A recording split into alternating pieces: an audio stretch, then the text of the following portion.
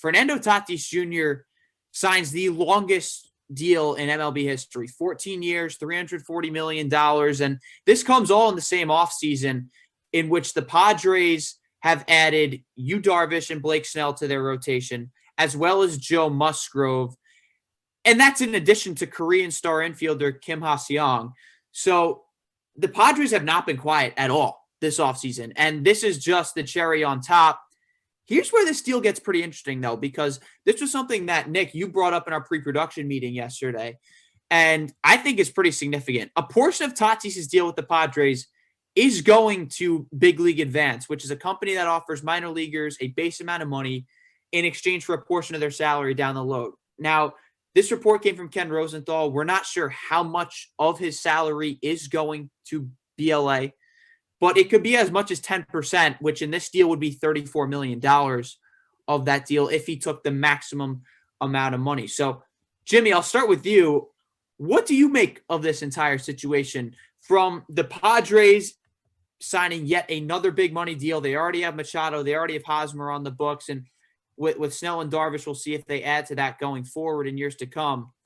To the fact that there is a company out there in Big League Advance that actually does this with minor leaguers, I think it's a pretty perplexing situation. How about you?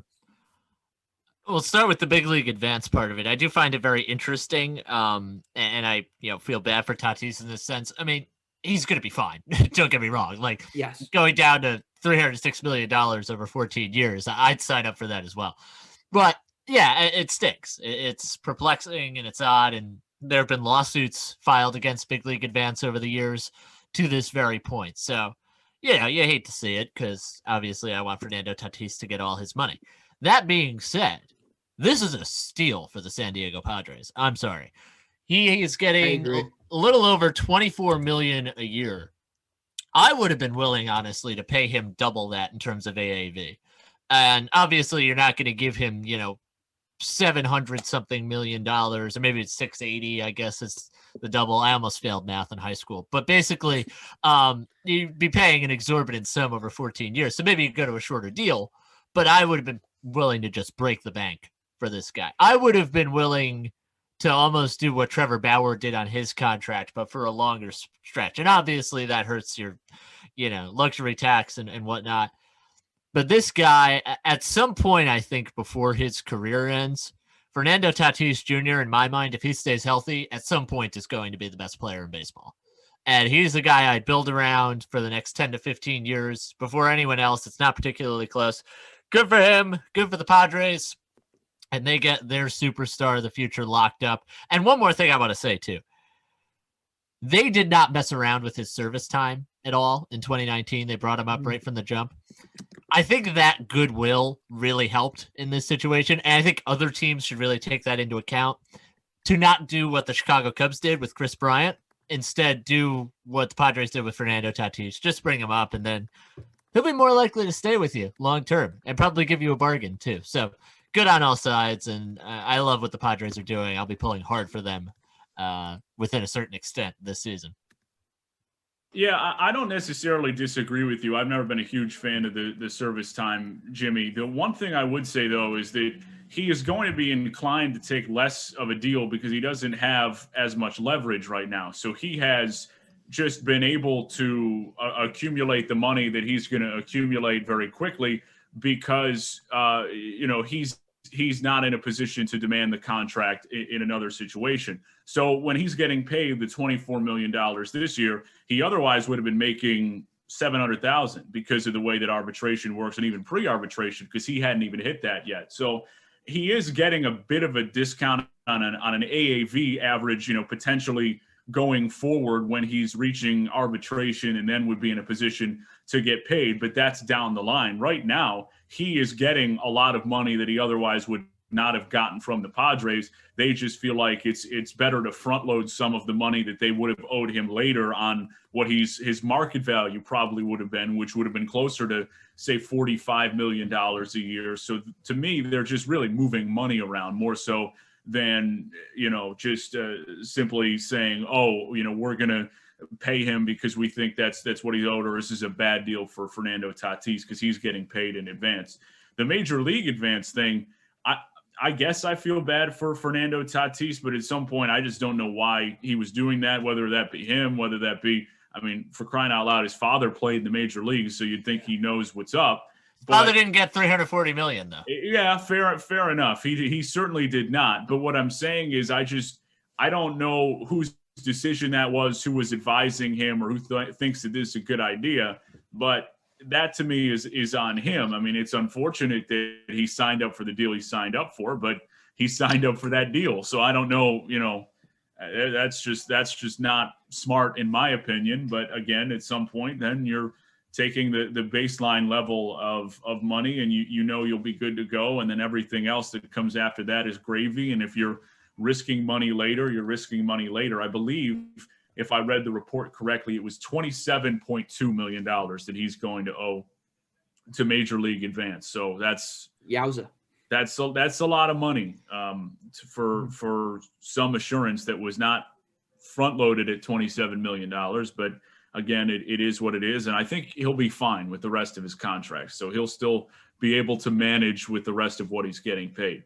But I agree with you. It's a good contract for the Padres. I have been really impressed with what they have done in just overall coming out and saying, we're going to compete.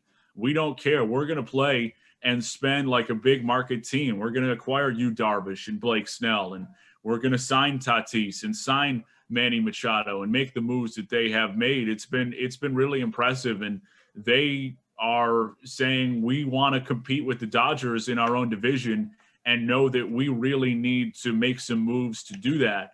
So I'm fascinated by the National League West this year.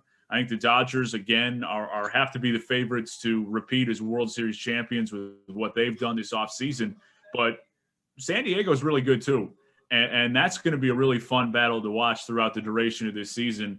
And San Diego is going to be good for a long time because they just signed a really good player to a really long deal. I think you guys touched on a few things that I want to discuss, but the first has to be the big league advance portion of this, because I think it's really significant. It's something I never heard of, honestly, until this deal, personally. But I don't get how any agent, especially one with a guy who's the son of a former major leaguer who has money, and you mentioned Tatis not earning $340 million when he played, but he still made close to $20 million in his major league career. So it's not like he doesn't have money. So I'm really curious who his agent was or who was advising him that said this was a good idea to sign a deal like this. And reading the article, he apparently signed it before he was even on any top 100 prospect list. They apparently did this when he was in A-ball. And to me, I mean, that's a good investment, obviously, from Big League Advance, and you got to give them credit for being able to spot out talent. But at the same time, like, how can you as an agent who is managing someone who is the son of a former Major League Baseball player allow someone to get into a business like this? That's my first question, because I think he was really dumb to make a deal like this. And part of the Big League Advance deal is if you don't make the majors, you don't owe them anything. So it's not like they're getting the money back if you fail to make the major leagues. And then obviously they wait long enough to offer these people base salaries, or not base salaries, but a base amount of money when they know that these guys are going to be major leaguers at some point and take on some deals. But a lot of this whole Big League Advance thing, the reason this stuff works is because of how poor the minor league conditions are. And listen, things get so bad when it comes to money in the minor leagues. I mean, these guys are making max, $20K a year, and it's probably less in a lot of scenarios, and usually is less in a lot of scenarios.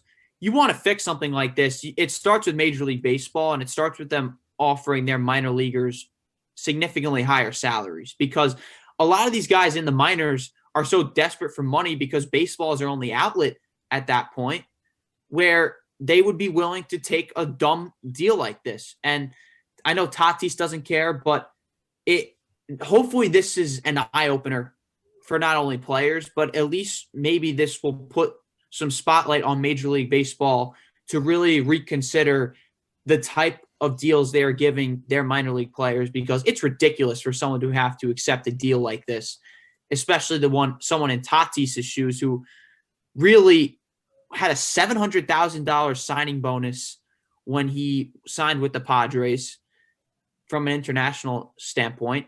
and then also had a father who made a crap load of money playing Major League Baseball as well. The fact that I got that to that point should really be a red flag. As for the Padres, I think this is really cool that they're showing a willingness to spend. And I've said this numerous times on one-on-one. I've said this on Nosebleeds.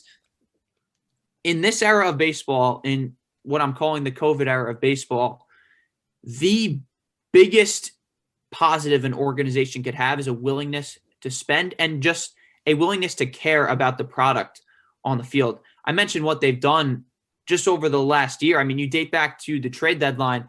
They've added relievers. They added Mike Clevenger at the trade deadline. They've now traded for Blake Snell, Yu Darvish, and Joe Musgrove, on top of adding Kim Ha-seong, who's the Korean star infielder. And now they've just extended their best player for the next 14 years. That is awesome for baseball. And we've seen it a lot this offseason.